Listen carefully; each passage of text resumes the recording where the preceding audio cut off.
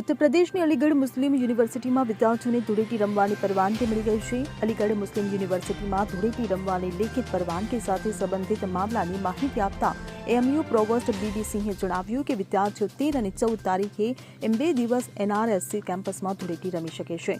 યુનિવર્સિટીમાં ધૂળેટી રમવા માટે કોઈ પ્રતિબંધ નથી.